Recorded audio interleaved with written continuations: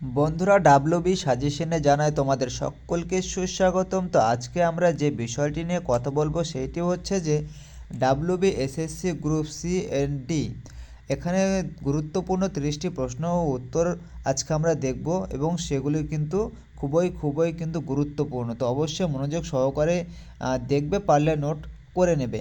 তো এখানে যে আমাদের প্রথম কোশ্চেনটি রয়েছে, দেখো আমাদের প্রথম কোশ্চেনটি কী রয়েছে। আমাদের প্রথম কোশ্চেনটা রয়েছে, ভারতের সংবিধান কবে কার্যকর হয়। তো আমাদের ভারতের সংবিধান কবে কার্যকর হয়?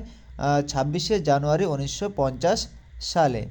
আর 2 নম্বর কোশ্চেনটি আমাদের এখানে কী রয়েছে, দেখো ভারতের সংবিধানের জনক কাকে বলা হয়।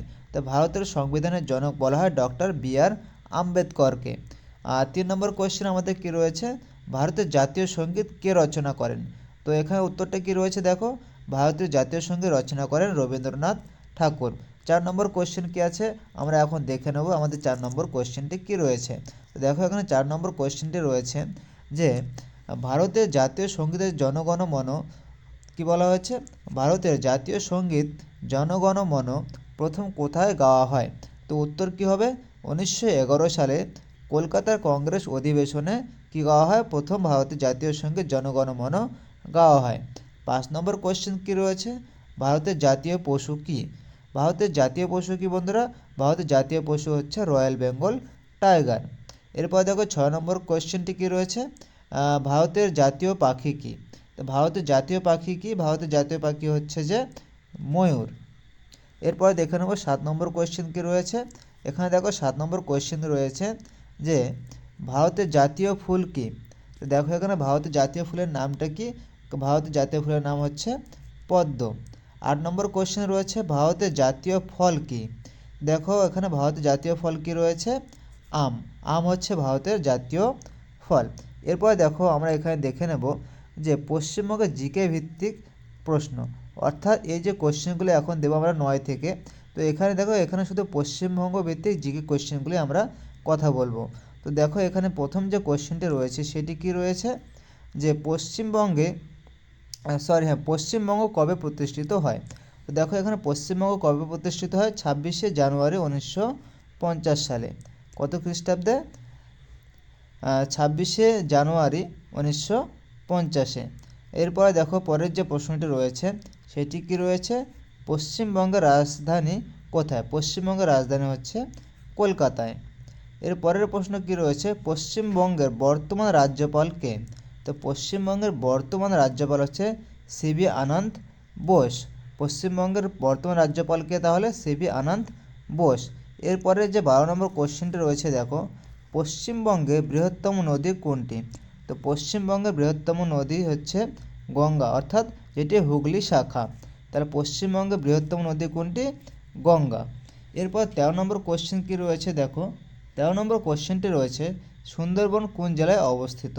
তো সুন্দরবন কোথায় অবস্থিত, কোন জেলায় অবস্থিত, সুন্দরবন হচ্ছে দক্ষিণ 24 পরগনা এবং উত্তর 24 পরগনায় অবস্থিত। তো এরপরে 14 নম্বর কোশ্চেন কি রয়েছে, পশ্চিমবঙ্গের সর্বোচ্চ পর্বতশৃঙ্গ কোনটি। তা পশ্চিমবঙ্গের সর্বোচ্চ পর্বতশৃঙ্গ হচ্ছে সান্দাকফু। তাহলে মনে থাকবে পশ্চিমবঙ্গের সর্বোচ্চ পর্বতশৃঙ্গ হচ্ছে সান্দাকফু। এরপরে 15 নম্বর কোশ্চেন কি রয়েছে, 15 নম্বর কোশ্চেনটি রয়েছে যে দার্জিলিং কোন ফসলের জন্য বিখ্যাত। তো দার্জিলিং কোন ফসলের জন্য বিখ্যাত, দার্জিলিং চা ফসলের জন্য বিখ্যাত। এরপরে কোশ্চেন দেখো আমাদের কি রয়েছে, ইতিহাস। এখানে শুধুমাত্র কী থাকবে, ইতিহাসের কোশ্চেনগুলো আমরা দেখব, ঠিক আছে। তো দেখো এখানে ইতিহাসে প্রথম যে কোশ্চেনটি রয়েছে, অর্থাৎ আমাদের সিরিয়াল নম্বরের 16 নম্বর কোশ্চেন, কিন্তু ইতিহাসে 1 নম্বর কোশ্চেন। তাহলে দেখো এখানে কি কোশ্চেনটি রয়েছে যে পলাশির যুদ্ধ কবে হয়। তাহলে পলাশির যুদ্ধ কবে হয়, দেখো এখানে কি রয়েছে, পলাশির যুদ্ধ কবে হয়। তাহলে পলাশির যুদ্ধ হয় 1757 সালে বা খ্রিস্টাব্দে।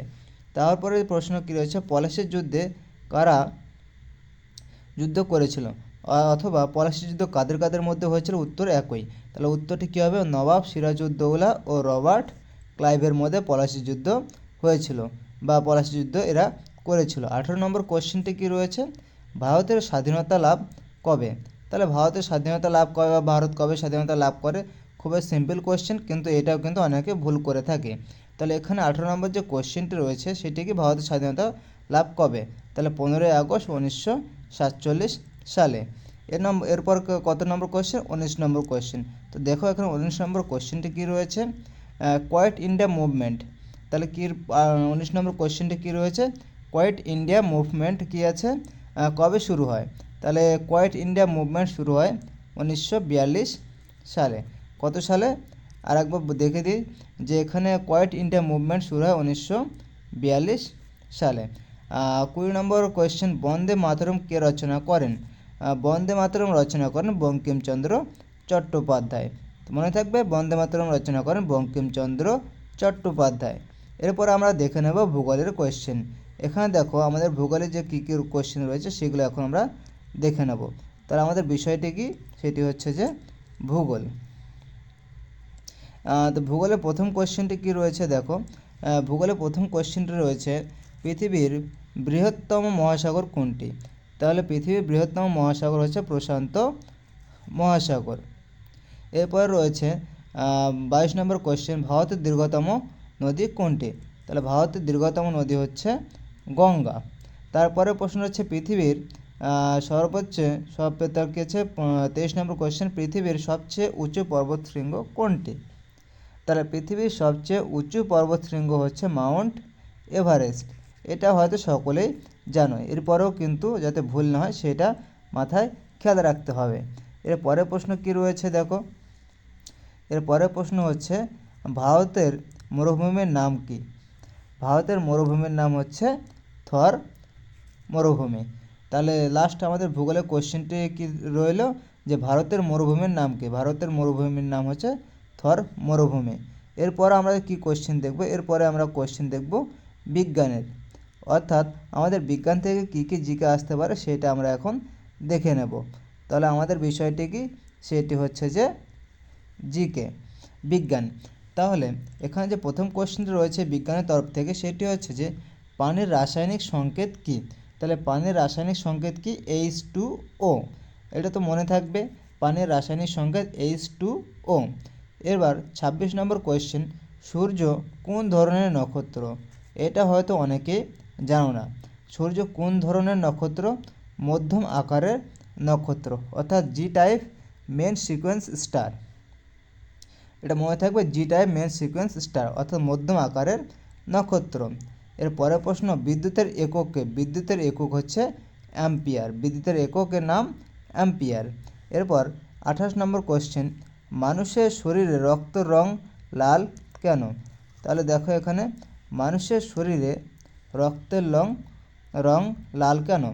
তাহলে মানুষের শরীরে রক্তের লাল হওয়ার কারণটা কি হচ্ছে? হিমোগ্লোবিনের উপস্থিতির জন্য। অর্থাৎ প্রশ্নটি কী রয়েছিল আমাদের, মানুষের শরীরে রক্তের রং লাল কেন?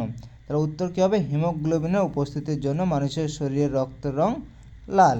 এর পরের যে আমাদের বিষয়টি রয়েছে সেটি হচ্ছে রাষ্ট্রবিজ্ঞান ও অর্থনীতি, তাই তো? তো দেখো এখানে আমাদের যে কোশ্চেনটি রয়েছে এটি হচ্ছে আমাদের লাস্ট 30টি কোশ্চেনের মধ্যে। তাহলে বিষয়টি কি প্রথম বললাম, সেটা হচ্ছে যে রাষ্ট্রবিজ্ঞান ও অর্থনীতি। ঠিক আছে, যদি একটু ভুল হয়ে গেল এখানে টানটা বুঝে নিও। তাহলে আমাদের এখানে লাস্ট যে 2টি কোশ্চেন রয়েছে সেটি হচ্ছে কি, যে 29 নম্বর, ভারতের সংসদ কয়টি কক্ষ বিশিষ্ট? 2 কক্ষ বিশিষ্ট। একটি হচ্ছে লোকসভা আর একটি হচ্ছে রাজ্যসভা। তাহলে ভারতের সংসদ কয়টি কক্ষ বিশিষ্ট? 2 কক্ষ বিশিষ্ট। একটির নাম কি লোকসভা আর একটি হচ্ছে রাজ্যসভা। আর 30 নম্বর যে কোশ্চেনটি রয়েছে, আরবিআইয়ের সম্পূর্ণ নাম কি? এটা তো সকলেরই জানার কথা। আর তোমাদের যদি আরও অন্যান্য কোশ্চেন থাকে সেটা বা অন্যান্য প্রশ্ন থাকে সেটা কমেন্ট সেকশনে জানাতে পারো। আর এই বিষয়ে নিয়ে যদি কোনো কিছু আরও চাও, এরপরে অন্যান্য আরও আমাদের ক্লাসগুলো আসবে সেগুলো কিন্তু অবশ্যই দেখে নেবে। এর জন্য চ্যানেলটি পারলে সাবস্ক্রাইব করো যদি তোমাদের পছন্দ হয়, না হলে তো আমি জোর তো করতে পারি না। তো আমাদের লাস্ট যে 30 নম্বর কোশ্চেনটি বললাম সেটি কি, আরবিআইয়ের সম্পূর্ণ নাম কি? আরবিআইয়ের সম্পূর্ণ নাম হচ্ছে রিজার্ভ ব্যাঙ্ক অফ ইন্ডিয়া। তাহলে এই কয়টি ছিল আমাদের WBSSCর জন্য খুবই ইম্পর্ট্যান্ট কিন্তু কি কোশ্চেন। তো অবশ্যই তোমরা কিন্তু কি করবে, এগুলো কিন্তু ভালোভাবে প্র্যাকটিস করবে, ঠিক আছে? নাহলে কিন্তু পরবর্তীতে অসুবিধা হতে পারে। তো আজকে আমরা এই যে 30টি কোশ্চেন বললাম, এরপরে কিন্তু আরও কোশ্চেন আসবে। তো অবশ্যই কিন্তু সেগুলো দেখে নেবে, আর পারলে নিজে থেকে কিন্তু চেষ্টা করো। আমার চ্যানেলে না বা অন্যান্য যেসব চ্যানেলে তোমরা পারো অবশ্যই কিন্তু নোট তৈরি করো এবং নিজে থেকে প্র্যাকটিস করো, যাতে তোমাদের যে এক্সামটা হয় সেটা খুব ভালোভাবে হয় আর তুমি সেই এক্সামটা ক্র্যাক করতে পারো।